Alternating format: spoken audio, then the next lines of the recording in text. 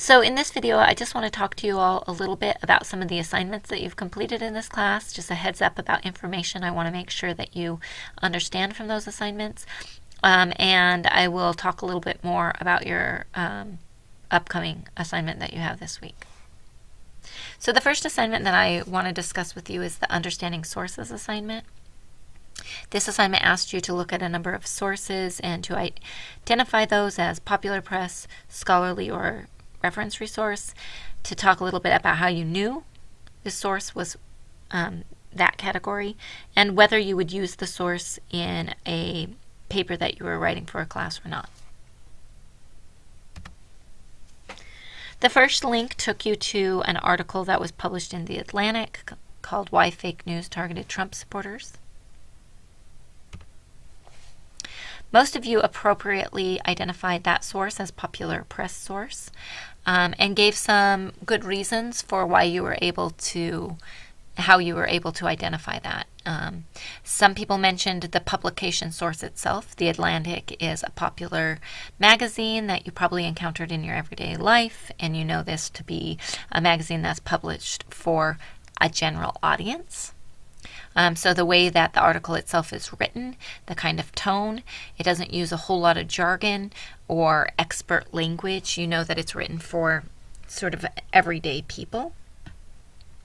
Many mentioned that the purpose of the article was to either maybe persuade, possibly to entertain, or even to inform an audience. And a few mentioned things like it is a source that exemplifies a particular opinion or argument.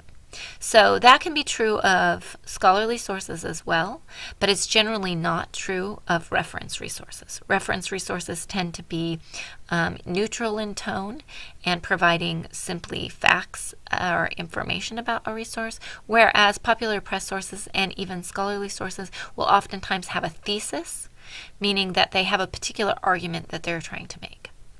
This doesn't mean they're necessarily biased, but it does mean that they are forwarding a particular perspective and they're using evidence to back up that perspective. I tend to think of bias as a source that purposely discounts or refuses to look at contrary information. So even just because people take a position doesn't necessarily mean it's biased. Many of you mentioned that this would be a good source to use for a number of reasons. It could help you connect to current issues if you're writing a paper, or spark new ideas for topics, complement other kinds of investigations you might be doing through scholarly peer-reviewed sources. It could help researchers gain interest or spark some interest or understanding of an issue, revealing something new about a topic that you hadn't thought about before. Or even using this as a basis to do some follow-up. So an article like this might mention specific studies that were conducted, so you could go and find those studies and use those resources as primary sources in a paper. Whether you would actually cite this source or not depends in part on the expectations of the faculty member, or the audience, I should say, that you are writing for. If it's an audience that expects you to use only primary scholarly sources, then you wouldn't want to cite this. But if it's a different kind of genre or assignment where you can bring in popular press sources, then this would be a good quality source to use. You also might even use this in a more academic paper in certain sections. So for instance, you could utilize a source like this in the introduction of a paper, even if you didn't include it in a literature review. But it's important to recognize that while this source could be used in a paper, it is not a primary source. And what I mean by that is that this source does not, the author of this source doesn't conduct their own research. They don't do their own investigation. They don't collect their own data. So while there is reference to other studies, they don't go into specific detail of what these studies are where they came from, or the methods used, or data analysis of those studies. And you also know it's not primary because the author doesn't talk about their own method and how they collected data and what kind of analysis that they've conducted. It's also oftentimes would not be acceptable to use as a primary source because a popular press article like this hasn't been subject to an in-depth review process. So while popular press articles do get overviewed generally by an editor, they are not sent out to other experts in a field in order to be analyzed and dissected and have suggestions made about the article itself before it's published. So for all those reasons, you wouldn't probably use this in a literature review. You wouldn't use this when you're asked to write a literature review, which is what you're asked to write in this class. But you could use it in, say, the introduction or the conclusion, potentially even in the discussion section of an article that you might write, a research paper that you might write. The next link took you to this article here, Political Orientation Predicts Credulity Regarding Putative Hazards. This was published in Psychological Science.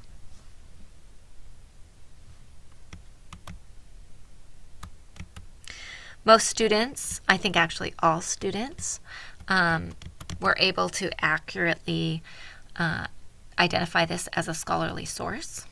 And some of the information that they used was based on the writing, things like advanced language.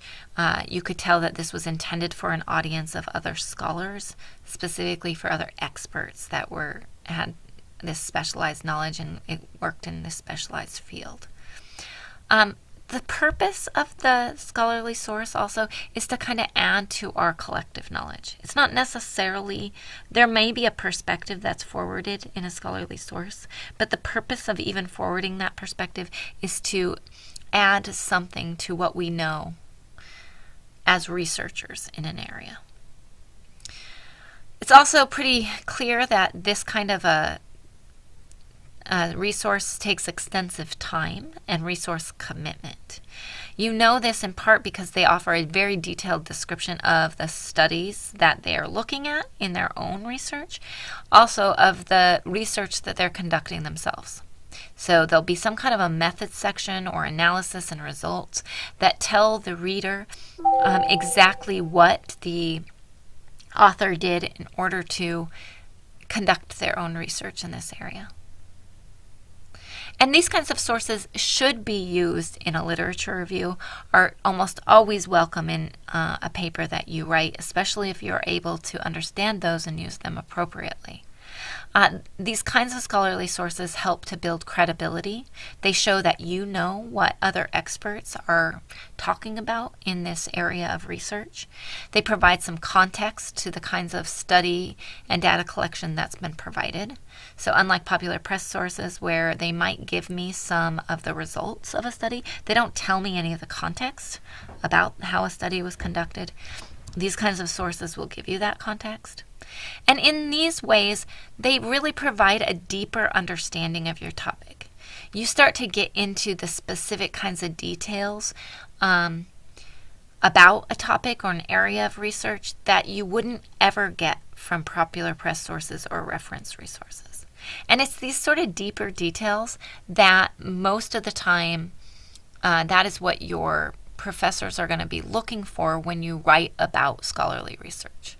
That is what I'm going to be looking for in your literature review, and it's what most of your professors will look for and other scholars will look for when you are writing a scholarly paper.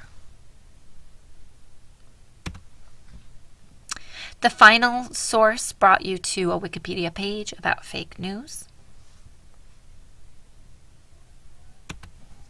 Most people appropriately defined this as a reference source. And some of the ways that you know that it's a reference source are that it provides broad background knowledge about a topic. So unlike the popular press source that's really about maybe persuading us or entertaining us in some way, it might give some background knowledge, but It also assumes that you know certain things. The whole point of a reference resource is to provide you with a kind of background of information about a topic. It can be extremely useful in the research process, particularly as a starting point. If you don't know too much about your topic, starting with reference resources gives you an idea of what to look for in the future, the kinds of debates that might exist, the sort of terminology that could get used by other researchers in this area.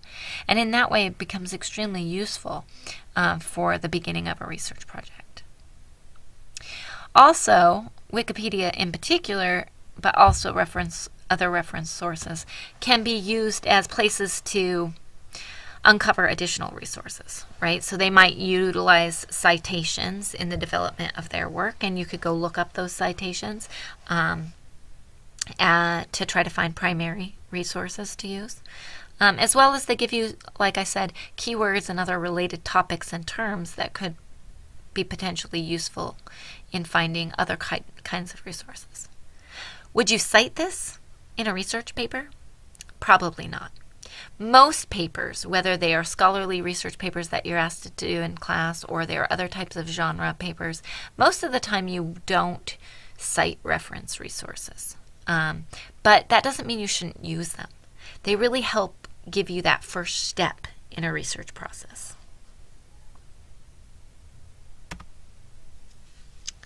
I also just want to talk very briefly about the marginal notes assignment. Most people talked about this as being useful. I will say I think it's one of the most important parts of the research process is taking notes and writing as you work through resources. You should never be using writing as a tool that only comes in at the end of the research process.